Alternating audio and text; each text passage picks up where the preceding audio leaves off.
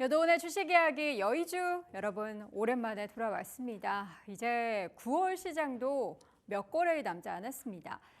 세 봤더니 한 7거래일 남았던데요. 이제 오늘부터 시작되는 9월에 변동성이 있을 법한 이 시장이 과연 우리가 어떤 대응 전략으로 맞서 싸워야 하는지를 오늘 이야기를 한번 나눠보겠습니다.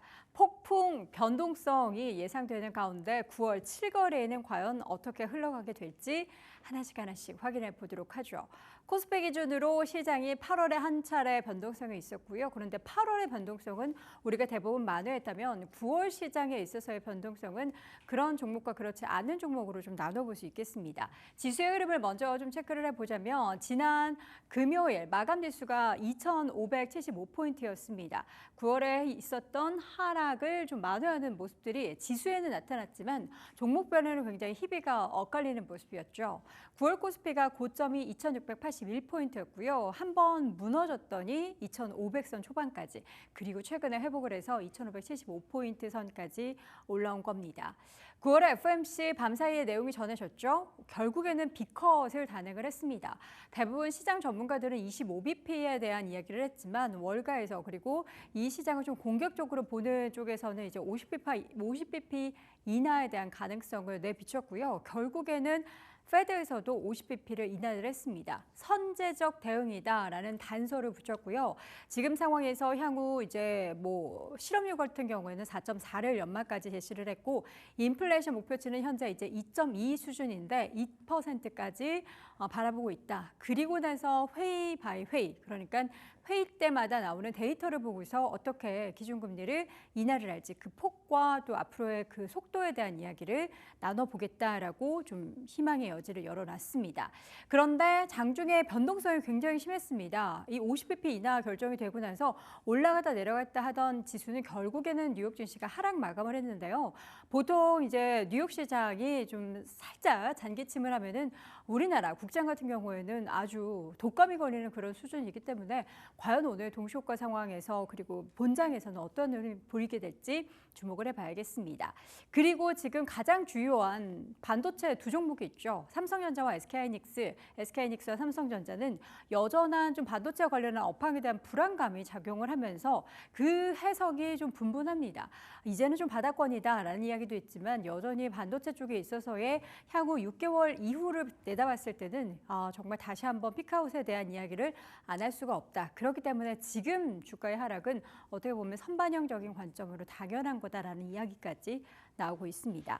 현재 시장은 반도체가 빠진 그 사이에 섹터별로 순환매가 보이는데요. 섹터에서 같은 종목군들이 함께 움직이는 게 아니라 섹터 안에서도 순환매가 펼쳐지면서 종목별로 같은 섹터라고 하더라도 이 엇갈림이 나타나고 있기 때문에 더욱더 대응하기 어려운 9월 시장이 연출이 되고 있습니다. 자, 그리고 더 중요한 거는 과연 이제 9월 시장이 이 나머지 기간이 좀 버텨내려면 집 나간 외국인의 수급이 돌아와야 하는데 이게 돌아올지 모르겠습니다. 과연 언제 돌아올까요? 9월 들어서 코스피에서 외국인 투자자들 5조 원 가까운 순매도를 보였습니다.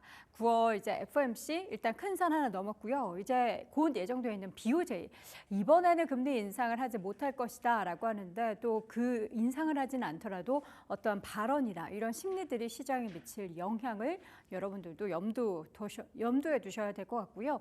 그에 따른 변동성은 우리가 좀 생각을 해 두셔야 합니다.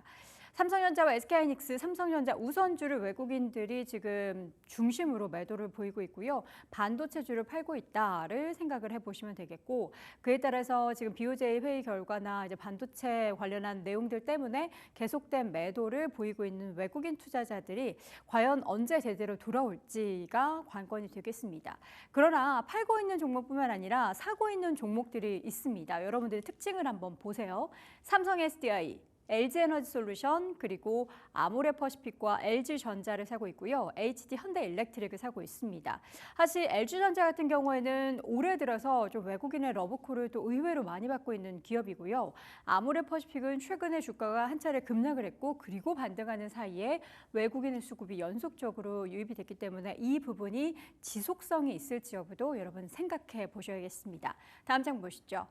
자, 여러 가지 좀 챙겨봐야 될 이슈가 많은 가운데 지금 추석 연휴를 지나고 나서는 9월 증시가 딱 거래 기준으로 7거래일밖에 남지 않았습니다. 그 가운데 여러 가지 이벤트들이 있는데요. 9월 25일에는 K 배터리 쇼 그리고 아태 최대 방산 전시회가 열립니다. 그래서 저희가 지난주에 방산 관련한 종목들 좀 눈여겨보자라는 말씀도 드린 바가 있었죠. 그리고 이제 반도체 쪽에 있어서의 풍향계 역할을 하고 있는 마이크론 테크놀로지의 실적이 9월 26일에 발표가 되는데 과연 또 이러한 내용들이 시장에 특히나 반도체 종목들의 어떠한 방향성을 만들게 될지도 보셔야겠습니다. 그리고 30일에는 밸류업 지수가 결국에 이제 드디어 출시가 되는데 2개 버전으로 출시가 됩니다. 그러니까 일반적인 PR 버전이 있고요.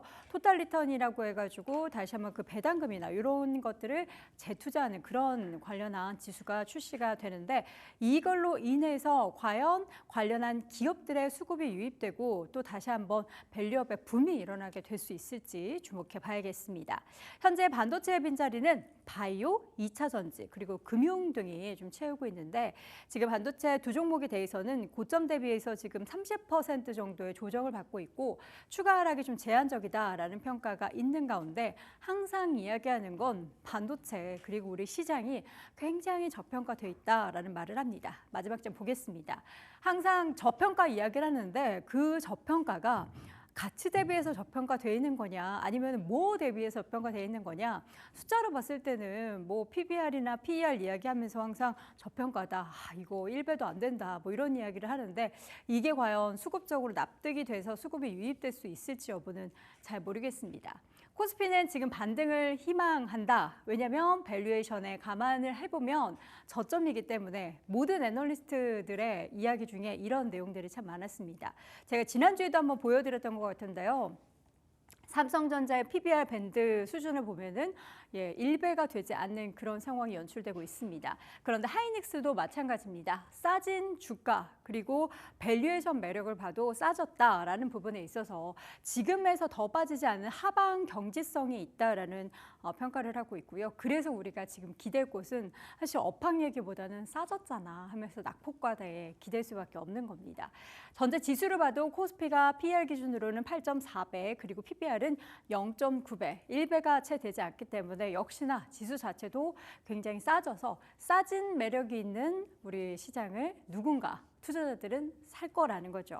2,600포인트 이하에서 매도하면은 매도 실익이 없기 때문에 3분기에 저점이 형성이 되면은 비중 확대 전략을 이야기를 하고 있고요. 그 중에서도 많이 싸진 반도체 그리고 여전히 싼 2차 전지 그리고 관련한 밸류업 수혜주, 바이오 자동차주에 대한 관심을 계속해서 가져가 보자라는 의견들이 나오고 있습니다.